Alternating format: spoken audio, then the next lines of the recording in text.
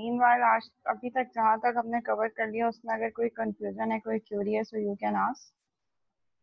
We were on this slide, machine language. Here we are discussing about first GL languages, first generation languages, machine language, which consists of 0 and 1.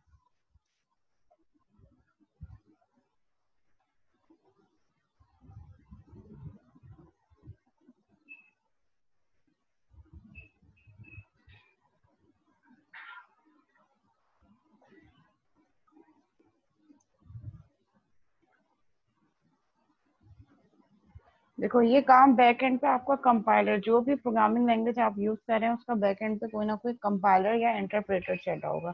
We have two type of translators. Translator क्या होता है? जो एक type of language को दूसरी type of language में transform करते हैं. जैसे हमने अभी देखा था, एक एग्जांपल मैंने डिस्कस की थी कि I can speak in English and another person is Chinese who can only speak Chinese and understand Chinese. So when we both are communicating, जब हम दोनों communicate कर रहे होंगे, आपस में बातचीत कर रहे होंगे, so मैं इंग्लिश में बात कर रही हूँ and another person is talking in Chinese. So मुझे Chinese नहीं आती और उसको इंग्लिश नहीं आती. So how can we communicate? We will need another person who will work as a translator, जो इंग्लिश को चाइनीज में ट्रांसफॉर्म करेगा और उसको एक्सप्लेन करेगा कि what I am talking about. And then जो वो मुझे रिस्पॉन्ड करेगा चाइनीज पर्सन चाइनीज में, वो ट्रांसलेटर उसको इंग्लिश में ट्रांसफॉर्म करके मुझे एक्सप्लेन करेगा. So that is the functionality of translator. We have two types of translator when we are talking about programming languages. First one is compiler and second one is interpreter. दोनों का काम translation ही होती है, but compiler जो है वो पूरे programme को, पूरी लाइन ऑफ कोड को एक साथ कंप्यूट करता है, एक साथ ट्रांसफॉर्म करता है, कंपाइल करता है, जबकि ट्रांसलेटर लाइन बाय लाइन कर रहा होता है. That is the basic difference between translator and compiler.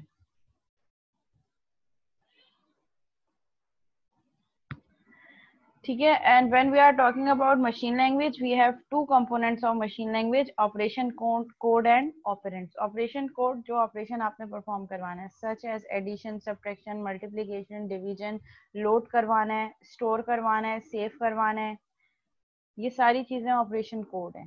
And operands are the actual value जिस पे आपने कोई काम करना है. लेट्स से अगर मैं कह रही हूँ 10 + 20, so here plus is operation code and 10 and 20 are operands. So अब जब मैं 10 + 20, मैं तो एज अ प्रोग्रामर 10 + 20 लिख रही हूँ, but computer doesn't know what is the meaning of 10, what is the meaning of plus and what is the meaning of 20, because it's a machine. As a human, we learn numbers, we knows what is the meaning of 10 + 20, but computer doesn't know कि 10 + 20 क्या है. तो 10 + 20 को understand करने के लिए computer पहले उस 10 को अपने पास बाइनरी लैंग्वेज में ट्रांसफॉर्म करेगा, प्लस का जो सिंबल है उसको अपने पास बाइनरी लैंग्वेज में ट्रांसफॉर्म करेगा, एंड 20 को भी ट्रांसफॉर्म करेगा. अब जब वो सारी चीजें जीरोस और 1 की फॉर्म में आ गई, now computer can understand it. अब जब कंप्यूटर 0 1 अंडरस्टैंड करता है, उसने ट्रांसफॉर्म किया अपनी लैंग्वेज के रिस्पेक्ट से और फिर उसको प्रोसेस किया, और प्रोसेस करने के बाद रिजल्ट आया 30, और वो उसको 10 + 20 को जब बाइनरी में कर रहा है तो रिजल्ट भी 10 + 20 का 30 की जो बाइनरी वैल्यू है वो 30 आएगी, वो बाइनरी वैल्यू आएगी. लेट्स से 101010 आ गई. अब as a human I don't know what is 1010, या अगर मुझे पता भी है तो मुझे उसको ट्रांसफॉर्म करना पड़ेगा. तो कंप्यूटर उसको दोबारा से ट्रांसलेट करेगा और ह्यूमन अंडरस्टैंडेबल लैंग्वेज में ट्रांसफॉर्म करेगा. Machine language is machine dependent. अच्छा, ये चीज हमेशा याद रखिएगा कि machine language is machine dependent. Let's say अगर मैंने अपने मशीन के रिस्पेक्ट से अपने ऑपरेटिंग सिस्टम में कुछ 0101 कोड किया है, तो वो मेरी मशीन पे ही रन हो सकता है. अगर वही कोड मैं लेट्स से किसी में से किसी एक को सेंड कर दूं, आप अपनी मशीन पे चलाएंगे तो वो उसमें नहीं चलेगा, क्योंकि हर मशीन के अपनी जो है वो कैरेक्टरिस्टिक्स होते हैं और कंपेटिबिलिटी इशू आते हैं. ठीक है. So machine language is machine dependent, यानी कि जिस सिस्टम पे बैठ के आपने मशीन लैंग्वेज लिखी है 010101, ये वो उसी मशीन पे ही चलेगी, as it is the only language the computer can understand. तो ये आपके कंप्यूटर से डिपेंडेंट है. जिस मशीन पे बैठ के आपने मशीन लैंग्वेज लिखी है उसी कंप्यूटर पर वो चलेगी. इसके कैरेक्टरिस्टिक्स क्या है? Very efficient code but very difficult to write. It's code is very efficient, code बहुत एफिशिएंट होगा, लेकिन एज अ प्रोग्रामर इसको राइट करना बहुत डिफिकल्ट है. मींस हमें हर चीज का पहले सिंबल याद करने पड़ेंगे आज की कोड, और फिर उसको ट्रांसफॉर्म करना पड़ेगा बाइनरी में. लेकिन जब वंस हमने राइट कर दिया, जब हमने राइट कर दिया, जब हमने, तो फिर राइट करने के बाद जब हम उसको कन्वर्ट करेंगे तो फिर रन करेंगे तो वो बहुत आसान होगा, क्योंकि उसकी कन्वर्जन रिक्वायर्ड नहीं होगी। क्योंकि मैंने ये कोड मशीन लैंग्वेज में लिखा है, लेट से मैंने एक कोड लिखा है, बहुत कॉम्प्लिकेटेड कोड है, 10101010, उसको राइट करना एज अ प्रोग्रामर मेरे लिए तो डिफिकल्ट होगा, but once I have write it, after writing this, मेरे लिए उसको रन करना जो है वो मुश्किल नहीं होगा, क्योंकि कंप्यूटर उसको समझता है, कंप्यूटर फौरन से उसको रन कर देगा। यही चीज हाई लेवल में नहीं होती है। हाई लेवल में क्या है, हाई लेवल को एज अ प्रोग्रामर मेरे लिए राइट करना आसान है as compare to machine language, लेकिन कंप्यूटर को उसको जो है वो प्रोसेस करना थोड़ा सा मुश्किल होगा, क्योंकि कंप्यूटर पहले उसको कंपाइल करेगा, फिर प्रोसेस करेगा, पहले कंपाइल करेगा, फिर अंडरस्टैंड करेगा, और फिर प्रोसेस करेगा। So that is first GL language, machine language. Second generation language is assembly languages. Assembly language क्या होता है, similar to machine language, but इसमें कुछ आपके पास concept ऐसे आ गए कि हर चीज 010101 होने के बजाय हम यहाँ पे कुछ ऑपरेशनल कोड यूज करते हैं। लेट से अगर प्लस है, जैसे हमने अभी थोड़ी देर पहले देखा कि प्लस की जो है वो, लेट अज्यूम के बाइनरी वैल्यू 111 है। सो असेंबली लैंग्वेज में क्या होगा, इसको 111 याद करने के बजाय, या कुछ कोड ऐसे भी होते हैं जिनकी वैल्यू बहुत ज्यादा है, लेट से 1011101110, तो फिर उसको बार बार याद करना मुश्किल होगा। सो असेंबली लैंग्वेज में हमारे पास क्या कॉन्सेप्ट होता है, we have concept of mnemonic codes. Mnemonic codes क्या है कि कुछ बेसिक जो ऑपरेशंस हैं, addition, subtraction, multiplication, load, save, store, इन सब के लिए हमने एक कोड बना दिया, और उसकी बाइनरी वैल्यू यूज करने के बजाय we are using that code. Let's say addition के लिए एड यूज हो रहा है, ADD, तो उसकी बाइनरी वैल्यू असेंबली लैंग्वेज में लिखने के बजाय मैं क्या लिख सकती हूँ, सिंपल एड। लोड की बाइनरी वैल्यू लिखने के बजाय I can use LOAD, load. इसको मैं आपको यहाँ पे ये देखें, जैसे यहाँ पे मशीन लैंग्वेज में सारी की सारी इंफॉर्मेशन 0s1 एंड 0 1 की फॉर्म में, ठीक है। लेकिन यही चीज जब मैं लो लेवल प्रोग्राम पे आई, तो यहाँ पे मेरे पास जो ऑपरेशन कोड है, यहाँ पे ये जो 01010100 हो रहा है, इसको मैंने कोड से रिप्लेस कर दिया। तो अब बार बार ये इतनी बड़ी वैल्यू याद करने के बजाय मैं क्या करूंगी, मैं सिर्फ सिंपली ये कोड यूज कर लूंगी। जब मुझे मल्टीप्लाई करना होगा तो आई विल यूज MUL मल, जब डिवीजन करना होगा सो डिवाइड। तो यहाँ पे मेरी रीडेबिलिटी थोड़ी सी इंप्रूव हो गई as compare to machine code as a programmer. और फिर यहाँ पे कंपाइल मशीन को थोड़ा सा इसको अंडरस्टैंड करने के लिए क्या करना पड़ेगा, इन मेमोनिक कोड्स को दोबारा से ट्रांसफॉर्म करना पड़ेगा इसकी बाइनरी वैल्यू पे, और फिर एग्जीक्यूट करेगा।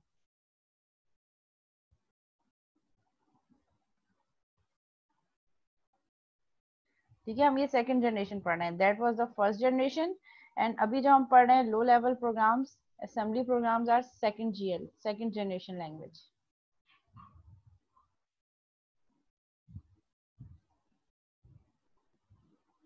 Symbolic operation codes replace binary operation code. यहाँ पे बाइनरी ऑपरेशन कोड, जैसे हमने देखा था कि एडिशन का एक बाइनरी वैल्यू है, वो यूज करने के बजाय हम क्या करेंगे, सिंबल्स वगैरह यूज करेंगे, लेट्स से ऐड, सब, मल, जिससे प्रोग्रामिंग करना थोड़ा सा आसान हो जाएगा। Assembly language programs needed to be assembled for execution by the computer. अब असेंबली लैंग्वेज का प्रोग्राम पहले आपका कंप्यूटर असेंबल करेगा, मतलब एक साथ उसको पहले बाइनरी कोड में ट्रांसफॉर्म करेगा।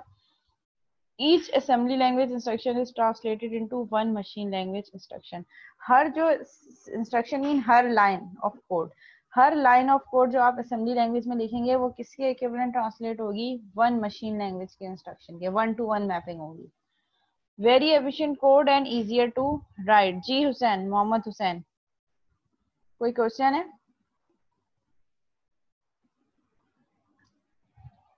आपने हैंड रेस किया है, तो कोई क्वेश्चन है?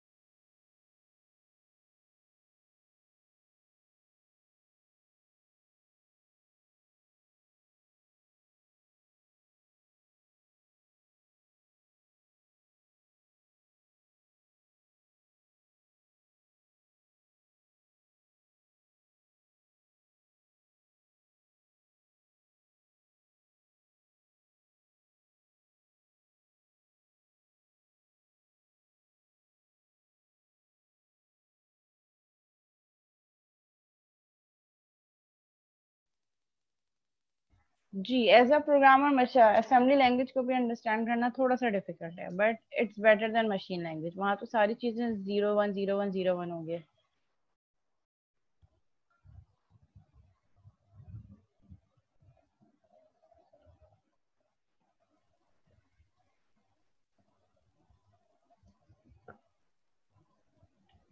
Okay, now we have third GL language. Third generation language is closer to English but included some mathematical notation. यहाँ पे हमारे पास क्या हो गया, third GL languages में we can write mathematical expression as well. B square minus 4ac, इसको इसी format में हम एज इट इज लिख सकते हैं। वहां तो हमें क्या था कि हर चीज मशीन लैंग्वेज में 0 1 0 1 0 1, असेंबली लैंग्वेज में कुछ कोड्स यूज कर सकते थे, लेट्स से ऐड मल। थर्ड जीआर लैंग्वेज में हम क्या करेंगे, हम direct we can write complete expression, mathematical expression as well, like B square minus 4ac। तो ये सारी चीजें जो एक्सप्रेशन है, मैथमेटिकल एक्सप्रेशन, वो भी हम यहाँ पे रिप्रेजेंट कर सकते हैं। जो चीज थोड़ी देर पहले मैंने आपको बताई थी वो पॉइंट यहीं पे लिखा है। Programs written in source code which must be translated into machine language programs called object code. जो प्रोग्राम आप राइट डाउन करेंगे, third generation language are high level languages. Third GL में जो लैंग्वेजेस होती हैं वो हाई लेवल लैंग्वेजेस होती हैं।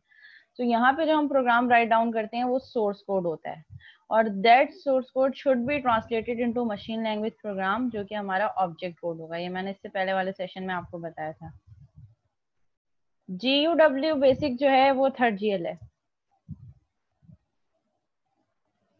क्योंकि वहां पे हम print F different commands use कर रहे हैं।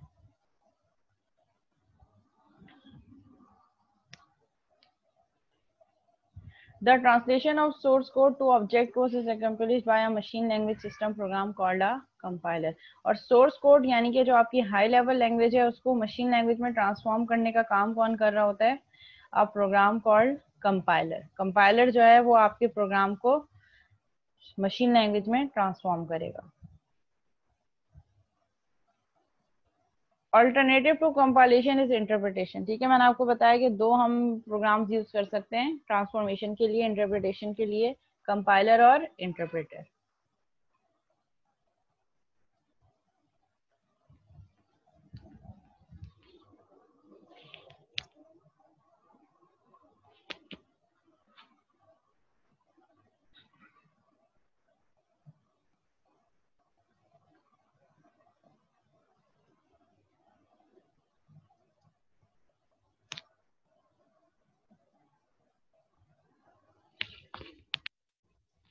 अच्छा, क्वेश्चन है मोहम्मद हुसैन का कि फिफ्थ जनरेशन लैंग्वेजेस कौन कौन सी हैं। Fifth generation languages are basically आपकी AI based languages, artificial intelligence जिसमें आती है। प्रोलॉग, मैटलैब, ये सारी लैंग्वेजेस फिफ्थ जनरेशन लैंग्वेजेस से आती है, जिसके अंदर हमारे पास नेचुरल लैंग्वेज प्रोसेसिंग भी आ गई है। नेचुरल लैंग्वेज प्रोसेसिंग मीन्स कि वॉइस टू स्पीच वाला जो आपके पास है, कि आप कुछ बोल रहे हैं, या voice to text, speech to text, आप कुछ बोल रहे हैं और आपका जो सिस्टम है वो उसको टेक्स्ट में ट्रांसफॉर्म कर रहा है, या आई रिकॉग्निशन सिस्टम। तो इस तरीके की प्रोग्रामिंग लैंग्वेजेस की इनको हम कैसे इम्प्लीमेंट कर सकते हैं। ठीक है, और कोई क्वेश्चन है? Okay, let me check the chat. Abdul Moiz का एक क्वेश्चन है कि ये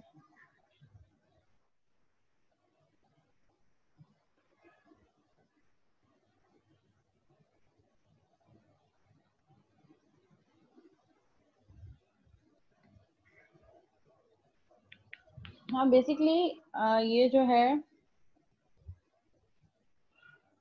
क्या क्वेश्चन है, अब्दुल मोइस का क्वेश्चन है कि माइक्रो कंप्यूटर के लिए यूज होती है बेसिकली आपकी डेस्कटॉप बेस्ड एप्लीकेशन के लिए, Fortran, COBOL, C and C plus plus, Visual Basic, वीबी।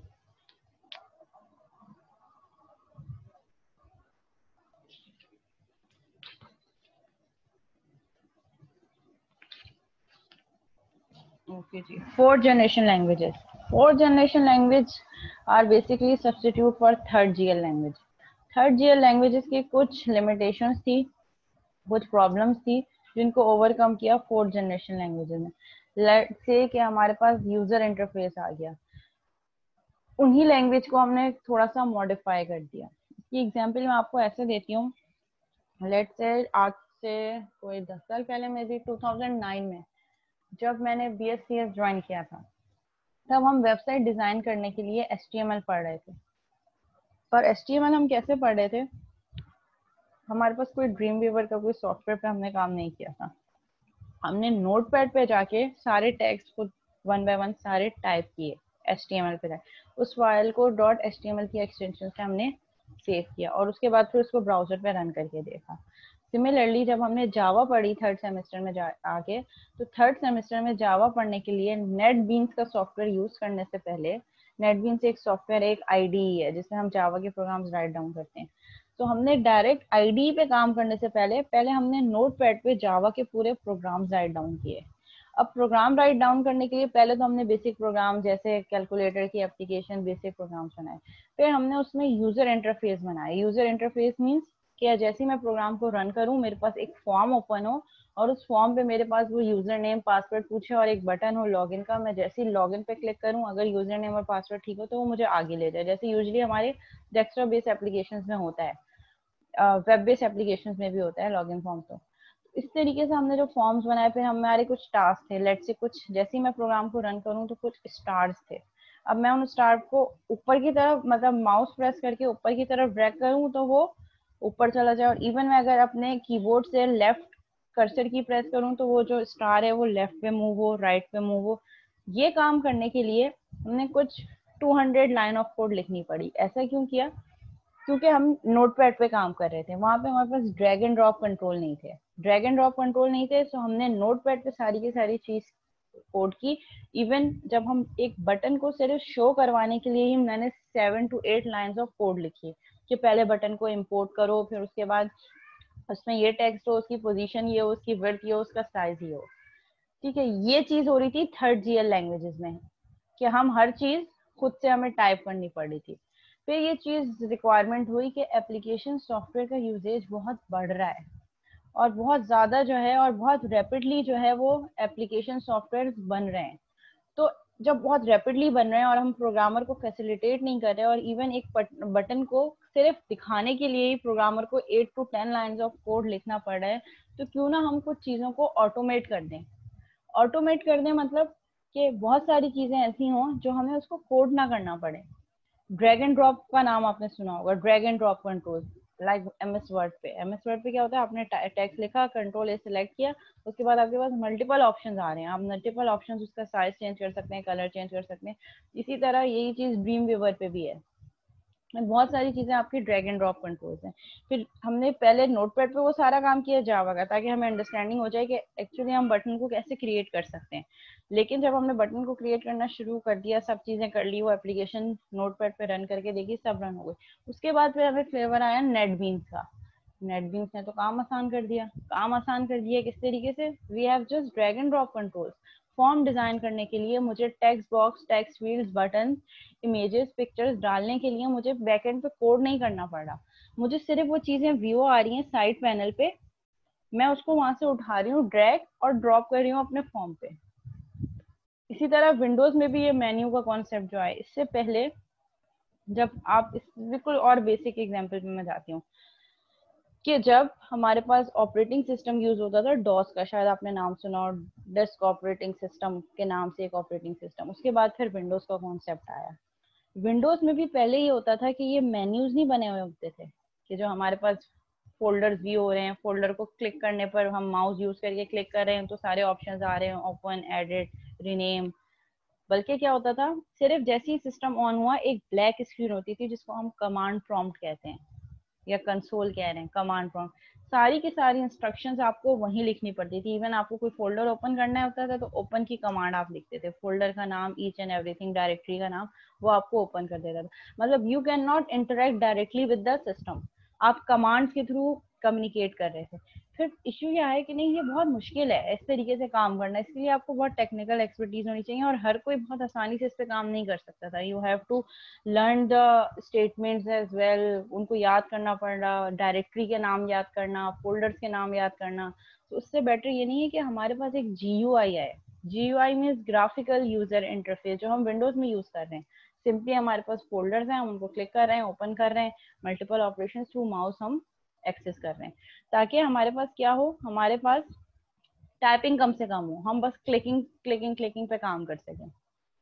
तो यही चीज थर्ड जीएल लैंग्वेजेस में भी आई कि जब थर्ड जीएल लैंग्वेजेस यूज हो रही थी, हर चीज आपको खुद से कोड करनी पड़ती, प्रोग्राम लिखना पड़ता।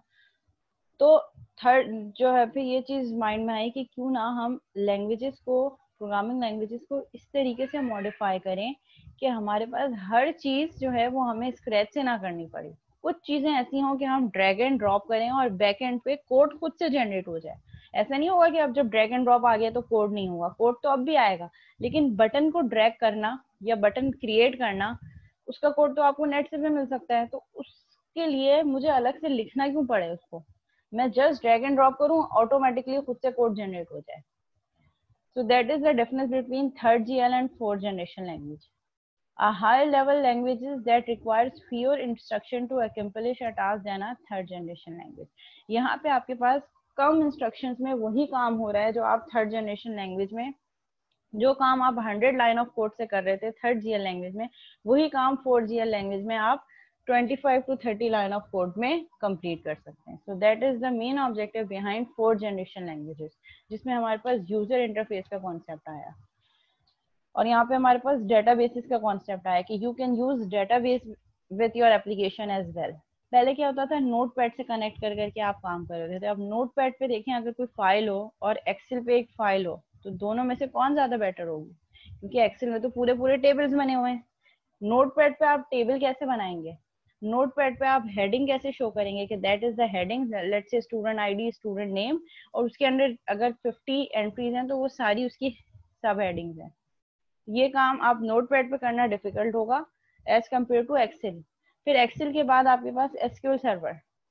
सो आप आहिस्ता आहिस्ता इवॉल्व करते चले जा रहे हैं, इम्प्रूव करते चले जा रहे हैं। बिल्कुल हो जाती है। अभी हम देखेंगे कि कैसे एंड के सेशन में हम देखेंगे कि हम अपने नोटपैड को कैसे अपने कोड से, जो सी शार्प का कोड होगा, उससे कनेक्ट करेंगे।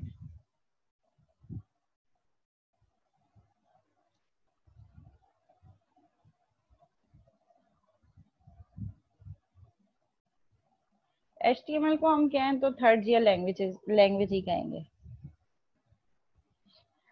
अच्छा, use with databases, query languages. Query languages जो एसक्यूएल सर्वर है, एसक्यूएल सर्वर क्या है? फोर्थ जनरेशन लैंग्वेज, जिसमें हम एसक्यूएल सर्वर का शायद आपने नाम सुना हो, जिसमें हम पूरी की पूरी डेटाबेसेस डिजाइन करते हैं, जो होता ही डेटाबेस डिजाइन करने के लिए। Database is a collection of data in a tabular form. Report generators, report generators क्या है? आपके पास एक्सेल फॉर्म में डेटा है, रिपोर्ट का बटन क्लिक किया, वो उसको डिफरेंट चार्ट की फॉर्म में, बार चार्ट, पाई चार्ट, पूरा का पूरा एक जो है रिपोर्ट जनरेट कर देगा। फॉर्म डिजाइनर, जैसे विजुअल स्टूडियो में विंडोज फॉर्म बेस्ड एप्लीकेशन होती है, जिसमें आपने सिर्फ ड्रैग एंड ड्रॉप करना है। एप्लीकेशन जनरेटर्स, पूरी की पूरी एप्लीकेशन जनरेट हो जाती है। अभी कुछ दिनों पहले कुछ वीडियो देख रही थी, उसमें ये था कि लेट से मैंने कोई इंटरफेस डिजाइन करना है, इंटरफेस मीन कि कोई यूजर इंटरफेस बनाना है मैंने, अब उसकी मैंने पिक्चर लेट से नेट पे है, तो मैंने, या इवन मैंने पेपर पे बना लिया स्केच कि ये टेक्स्ट बॉक्सेस होंगे, ये फील्ड्स होंगी, ये बटन्स होंगे, यहाँ पे इसकी पोजीशन है। उसके बाद मैंने उसकी सिंपल एक पिक्चर ली, पिक्चर लेने के बाद एक ऐसा सॉफ्टवेयर है जिसमें मैंने उस पिक्चर को इंपोर्ट करवाया, और वो पिक्चर क्या करेगी, ऑटोमेटिकली वो सॉफ्टवेयर वही यूजर इंटरफेस डिजाइन कर देगा। मतलब अब आपको ड्रैग एंड ड्रॉप करने की भी जरूरत नहीं है। So we have such sort of application generator software as well. क्योंकि अब तो बहुत ज्यादा एडवांसमेंट आ गई है, टेक्नोलॉजी इतनी रैपिडली आगे बढ़ रही है कि अब बहुत ज्यादा चीजें जो है वो ग्रो कर रही हैं।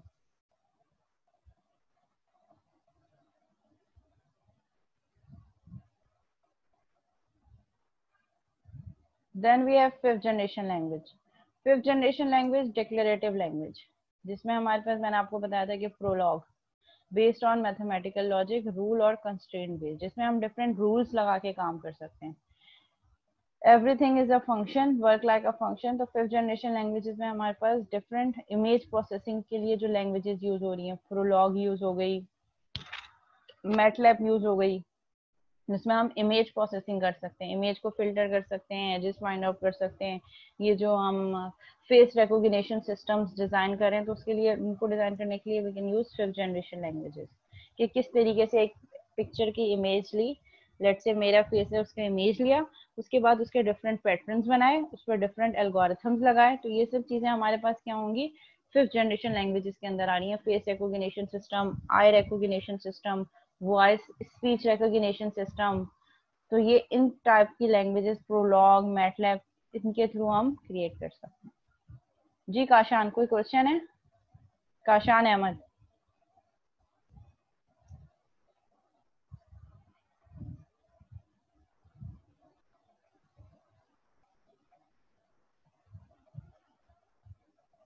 सी शार्प को हम थर्ड और फोर्थ के अंदर लाई कर रहे हैं। C sharp basically fourth generation consider कर सकते हैं, क्योंकि ऑब्जेक्ट ओरिएंटेड प्रोग्रामिंग लैंग्वेज है, तो फोर के अंदर हम उसको कंसीडर करेंगे। अच्छा, beyond fifth generation languages, third no, अभी तक कोई क्लियर डेफिनेशन तो नहीं है कि अदर कोई सिक्स जनरेशन लैंग्वेजेस है या नहीं है, लेकिन अभी यहाँ पे जो बहुत लेटेस्ट काम हो रहा है वो नेचुरल लैंग्वेज प्रोसेसिंग पे हो रहा है। नेचुरल लैंग्वेज प्रोसेसिंग, अब तो आपने वो एड्स वगैरह भी देखे होंगे कि आप जो है वो through your voice you can control each and everything. इस तरीके के सिस्टम्स हैं कि आपको इवन मतलब जैसे आपने, आप चाह रहे हैं कि आपका एसी ऑफ हो जाए तो आप सिर्फ उसको बोलेंगे और डायरेक्ट करेंगे और वो बंद हो जाएगा, जैसे रोबोट्स वगैरह। सूफिया का आपने शायद एक वो देखी हो वीडियो, एक कंप्यूटर प्रोग्राम सूफिया के नाम से, जिसकी वीडियो भी बहुत ज्यादा जो है वो पॉपुलर हुई थी, जो जिससे आप कम्युनिकेट कर सकते हैं। आप वो ऐसा प्रोग्राम हुआ है कि जब आप उसे कम्युनिकेट करें तो आपको ऐसा लग रहा है कि you are communicating with a person. ठीक है, मतलब एक आपके पास ऐसे सिस्टम के जिसमें यूजर को कुछ भी एक्शन ना लेना पड़े, कोई बटन क्लिक ना करना पड़े, कोई भी ऑप्शन सिलेक्ट ना करना पड़े, बस through their voice they can control that software as well. But now limited capabilities at present, इस पर बहुत ज़्यादा काम हो रहा है, रिसर्च हो रही है, लेकिन अभी तक कोई रिसेंटली कोई सिक्स जनरेशन मार्केट में नहीं है, लेकिन इस पर अभी काम हो रहा है, जिसको हम NLP कह रहे हैं, नेचुरल लैंग्वेज प्रोसेसिंग, कि यूजर को जो है वो ना तो टाइप करना पड़े, ना तो क्लिक करना पड़े, सिर्फ और सिर्फ अपनी वॉइस से वो कंट्रोल कर रहा हो डिवाइसेस को। Exactly AI based. Python I guess fourth में आएगी, फोर्थ जनरेशन। अच्छा, ये लैंग्वेज फैमिली ट्री है। अच्छा, कोई भी लैंग्वेज एकदम से नहीं डिजाइन हो जाती कि ये लैंग्वेज है और एकदम से फॉर्म हो गई। ठीक है, तो ये सब लैंग्वेजेस आपस में इंटरकनेक्टेड होती हैं। अगर हम देखें सी शार्प को, या सी शार्प कहाँ से डिजाइन हुई है, C++, then Java and then C sharp. तो यहाँ पे हम देखें तो जो सबसे स्टार्ट में लैंग्वेज है सी कहाँ से स्टार्ट हो रही है, एल्गोल 68। एल्गोल 68 कहाँ से स्टार्ट हो रही है, एल्गोल 60, और एल्गोल 60 किसका सबसेट है, फोर्ट्रान 2 का। तो फोर्ट्रान जो है वो फार्मूला ट्रांसलेशन इसकी फुल फॉर्म है, कि किसी भी फॉर्मूले को आप कैसे ट्रांसलेट कर सकते हैं एक्सप्रेशंस में। उसको देखकर फिर उसकी कुछ लिमिटेशंस होंगी, कुछ इश्यूज होंगे, जिसको देखकर एक नई लैंग्वेज डिजाइन हुई। इसमें कुछ प्रॉब्लम थी, फिर नई लैंग्वेज डिजाइन हुई। इसमें कुछ प्रॉब्लम थी, फिर सी ने बहुत ज्यादा पॉपुलैरिटी गेन की। इवन जो आपके पास यूनिक्स एक ऑपरेटिंग सिस्टम है, वो ऑपरेटिंग सिस्टम भी सी लैंग्वेज के थ्रू डिजाइन हुआ है। अभी भी कुछ यूनिवर्सिटीज में सी लैंग्वेज में पढ़ाया जाता है प्रोग्रामिंग फंडामेंटल, ताकि बच्चों को जो है वो सी लैंग्वेज का भी थोड़ा सा फ्लेवर दिया जाए। C which is totally structured programming language. Structured mean जिसमें फंक्शंस के थ्रू काम हो रहा है। सी से फिर कौन इनहेरिट हुआ, C++, which is an object oriented programming language. और फिर C++ से हमारे पास कौन सी लैंग्वेज डिजाइन हुई, जावा। और यहाँ से एक और इनको कनेक्शन दिखाना चाहिए, सी शार्प। जिस तरह C++ यहाँ पे जावा एंड सी शार्प, और सी शार्प का एंसेस्टर कौन कौन है, C++ and C sharp is similar to Java, बस थोड़ा सा सिंटेक्स वगैरह डिफरेंट है, too much similar to Java. The principal paradigm, अच्छा ये तो हमने डिफरेंस पढ़ी generation of language. Now we have different paradigms. Paradigms means काम करने का तरीका क्या है। First one is imperative programming, C, जिसको मैं कह रही हूँ स्ट्रक्चर्ड प्रोग्रामिंग, जिसमें स्ट्रक्चर में काम हो रहा है। स्ट्रक्चर का मतलब क्या होता है, एक हायरार्की में काम हो रहा है। एक फंक्शन है, वो दूसरे फंक्शन को कॉल कर रहा है, दूसरे फंक्शन फर्दर तीन फंक्शन को कॉल कर रहा है, वो तीन फंक्शन फर्दर और फंक्शंस को कॉल कर रहे हैं। तो दैट इज इम्पेरेटिव प्रोग्रामिंग, जिसको हम फंक्शनल प्रोग्रामिंग भी कह सकते हैं, और स्ट्रक्चर्ड प्रोग्रामिंग भी कह सकते हैं, और इम्पेरेटिव प्रोग्रामिंग भी कह सकते हैं। और उसकी लैंग्वेज कौन सी यूज होती है, सी। सिमिलरली अगर हम ऑब्जेक्ट ओरिएंटेड प्रोग्रामिंग की बात करें, तो object oriented programming C language को ही यूज करते हुए मॉडिफाई हुई, but it's object oriented programming. Then C# is an object oriented programming. Java is an example of object oriented programming.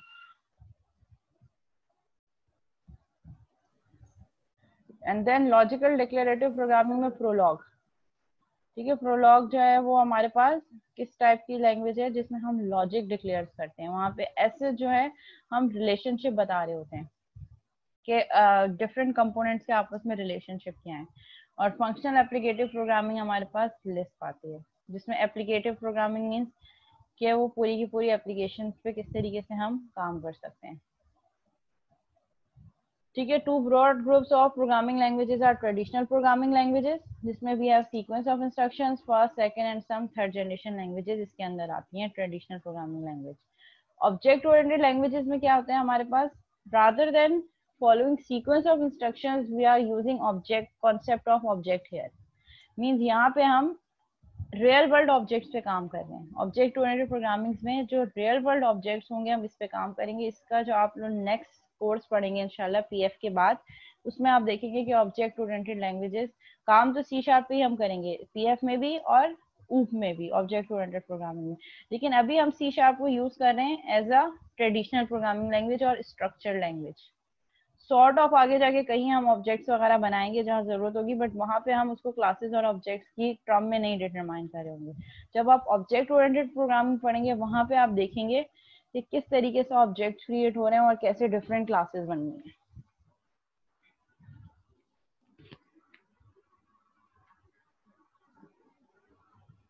Okay, meeting and होने वाली है. जैसे ही ये मीटिंग एंड हो फिर हम इसी मीटिंग आईडी को दोबारा ज्वाइन कर लेंगे फौरन और फिर अटेंडेंस हो जाएगी. तो 12 बजे तक हम होपफुली इंशाल्लाह क्लास एंड कर देंगे. ओके, ट्रेडिशनल प्रोग्रामिंग लैंग्वेजेस में आपके पास अब ये वन बाय वन कुछ लैंग्वेजेस का इन्होंने डिस्क्राइब किया कि हर लैंग्वेज की क्या जो है वो फंक्शनैलिटी है.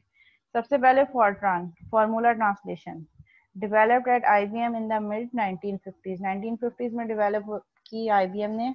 Design for scientific and mathematical applications by scientist and engineers. और उनको यूज कौन कर रहे थे, मैथमेटिकल एप्लीकेशंस और साइंटिफिक पर्पसेस के लिए आपके साइंटिस्ट एंड इंजीनियर्स. मतलब हर कोई, मैं आप नॉर्मल यूजर इसको यूज नहीं कर सकते. साइंटिस्ट और इंजीनियर्स इसको यूज कर सकते हैं. इससे इतना बेटर इंटरफेस डेफिनेटली नहीं होगा, काम करना डिफिकल्ट होगा. तो जो technical users and technical engineers हैं वही उस पर काम कर सकते हैं.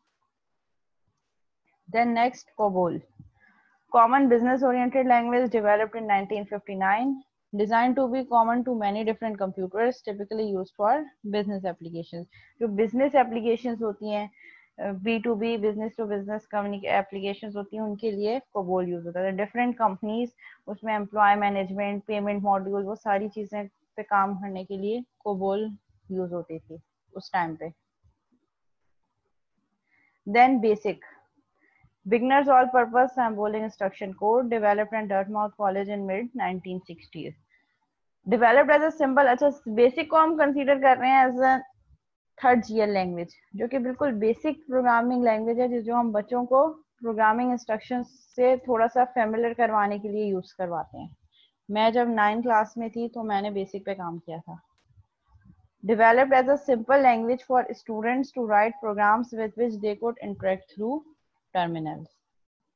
ठीक है, हमने मार्कशीट बनाई थी और इलेक्ट्रिसिटी बिल जनरेट किया था, फैक्टोरियल वाला प्रोग्राम, इस तरीके कुछ प्रोग्राम्स बनाए थे.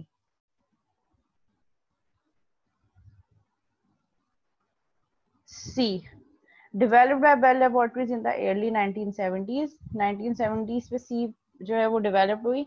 Provides control and efficiency of assembly language. इसमें क्या था, जो हमारी लो लेवल लैंग्वेज थी असेंबली लैंग्वेज, उसी को देखकर सी लैंग्वेज डिजाइन हुई.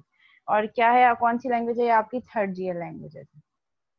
सारी फंक्शनैलिटी इसने अडॉप्ट की असेंबली लैंग्वेज से, बट है ये कौन C, third generation language. Often use for system programs. और ज्यादातर सी लैंग्वेज हम किस लिए यूज करते हैं, जो सिस्टम बेस्ड प्रोग्राम्स हमने लिखने होते हैं, जैसे किसी कोई कंपाइलर बनाना है या कोई यूटिलिटी एप्लीकेशन बनानी है, कोई छोटी मोटी सिस्टम प्रोग्राम राइट डाउन करना है, उसके लिए हम सी यूज करते हैं. Unix is written in C. Unix जो कि एक ऑपरेटिंग सिस्टम है, वो कौन सी लैंग्वेज यूज करते हुए डिजाइन हुआ है, C language. Object oriented programming languages, Simula, Smalltalk. First object oriented language जो 1960 में डेवलप हुई, उसकी कुछ लिमिटेशंस थी, कुछ प्रॉब्लम्स थी, जिसको ओवरकम किया स्मॉल टॉक ने। First purely object oriented language, purely object oriented language कौन सी है? स्मॉल टॉक, जिसने सैमुएला के जो भी इश्यूज थे उसको ओवरकम किया। डेवलप किया था इसको जीरोक्स ने mid 1970s, still in use on some computers, पर बहुत फ्रीक्वेंटली, बल्कि ये दोनों टेक्नोलॉजीज अब ऑब्सोलीट हो चुकी हैं, दोनों लैंग्वेजेस पे अब काम नहीं हो रहा। Then C++, it is a C language with additional feature. C plus बिल्कुल सेम है जैसे आपकी सी लैंग्वेज होती है, बस इसमें एडिशनल फीचर ये कि C++ एक ऑब्जेक्ट ओरिएंटेड लैंग्वेज है। यहाँ पे हम स्ट्रक्चर्स पे, वहाँ पे सी पे स्ट्रक्चर पे काम कर रहे थे, यहाँ पे ऑब्जेक्ट्स और क्लासेस पे काम करते हैं। और कुछ टर्मिनोलॉजीज हैं जो चेंज हैं, जैसे सी पे कुछ अगर मैंने स्क्रीन पे प्रिंट करवाना है तो हम उसके लिए प्रिंट एफ यूज करते थे, और यूजर से इनपुट लेना है तो उसके लिए स्कैन एफ यूज करते थे। जबकि C++ में जब हमने कुछ प्रिंट करवाना हो तो उसके लिए सी आउट, और जब कुछ यूजर से इनपुट लेना हो तो उसके लिए सी इन। तो कुछ चीजें चेंज है मतलब, लेकिन दोनों का जो है वो काफी सिमिलर है। बट सी स्ट्रक्चर लैंग्वेज है और C++ ऑब्जेक्ट ओरिएंटेड लैंग्वेज है। Widely use for develop system and application software. C++ बहुत ज्यादा यूज होती थी सिस्टम और अब एप्लीकेशन सॉफ्टवेयर। अब आप देखेंगे कि जितनी भी लैंग्वेजेस आएंगी ना, वो सब एप्लीकेशन सॉफ्टवेयर की तरफ डेवलपमेंट हो रही होगी उनकी। अभी तक जो हमने देखी ज्यादातर system application, system based application, system software. अब जैसे जैसे एप्लीकेशन बढ़ती जा रही है वैसे वैसे, अच्छा मीटिंग एंड होने वाली है, इसी मीटिंग आईडी को फॉरन से सब ज्वाइन कर लेंगे। ठीक है, लेस देन 1 मिनट रह गए, तो फिर यहीं से C++ से कंटिन्यू करेंगे।